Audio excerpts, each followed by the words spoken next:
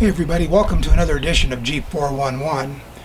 We're actually filming in my driveway today as opposed to the shop right on a trail, which we would normally do because of the COVID-19 pandemic and all the restrictions.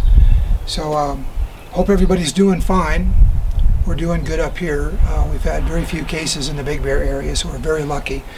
But today we're going to talk about tire pressures, and we've got several different elements. In fact, it'll probably be 3 or 4 videos.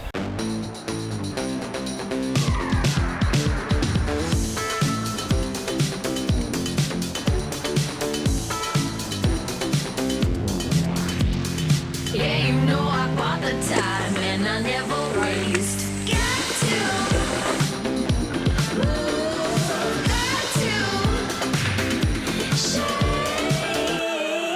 shake. One of the reasons we air down tires is for increased traction. And we do that as we let air out of the tire, the sidewall gets shorter, it spreads out the contact patch or the footprint of the tire. That allows more traction.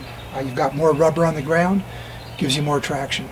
The downside of that is you're going to lose some ground clearance. But the big question is, what's the optimum pressure to use when you're airing down tires? Well, there's a couple of factors that are very important to take into account.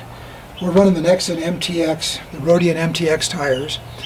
Even though it's an F-rated tire, which is a 12-ply sidewall rating, so they can run these tires up to 80 psi, it has a very flexible sidewall by design, and that has to do with the chord angles in the sidewall.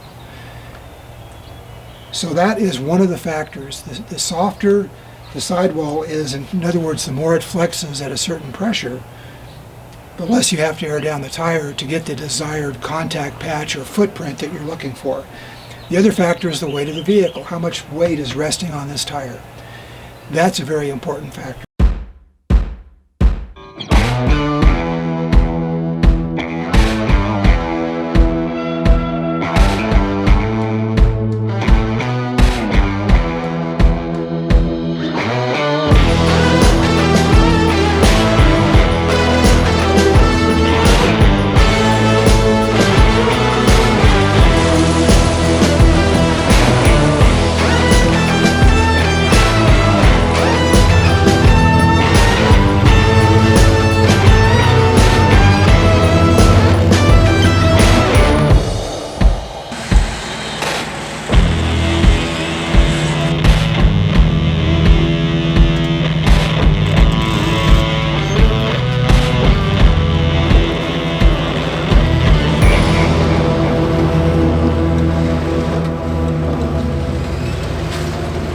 There's a couple of other reasons we air down tires. One is it vastly improves the ride. If we ran these tires, this tire on the street, we run at 32 psi. We might go up to 35 psi for a long interstate drive just to get a little better fuel economy. But normally we run at 32, and we air down to 14 to get the kind of contact patch spread that we're looking for. And what we're looking for is the distance from the lip of the rim down to the ground.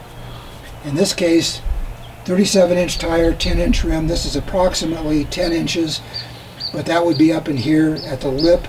And because this is actually a 36.6-inch tire, we're actually looking at just over 9 inches at full pressure, which would be 80 psi. We're not going to do that. That's too much pressure.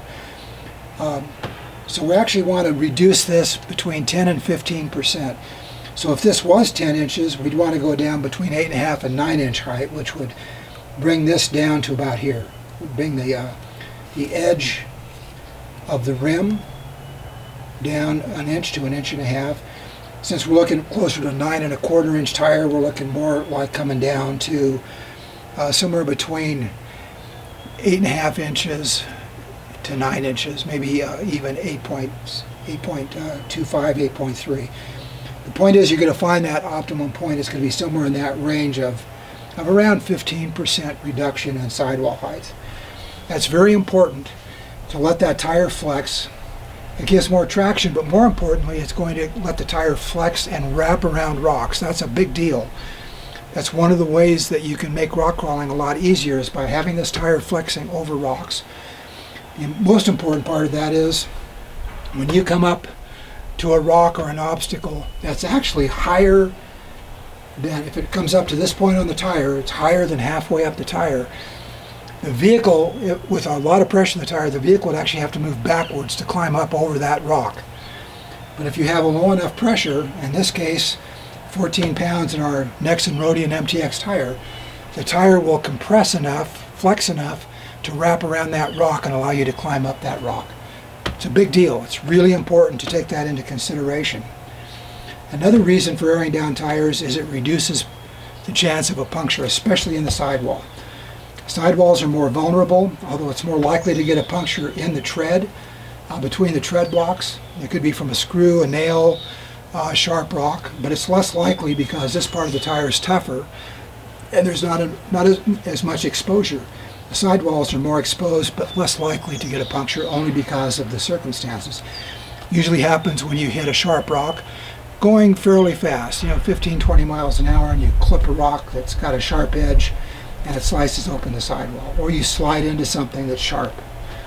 So those are 3 reasons to air down. As we said, the only downside is you're losing ground clearance.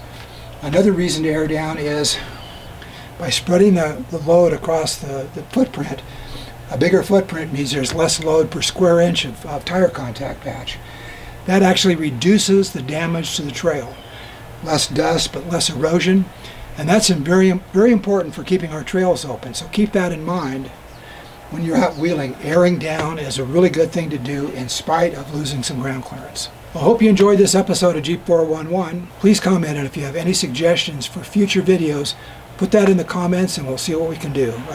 That's what we're here for, to give you the best content possible.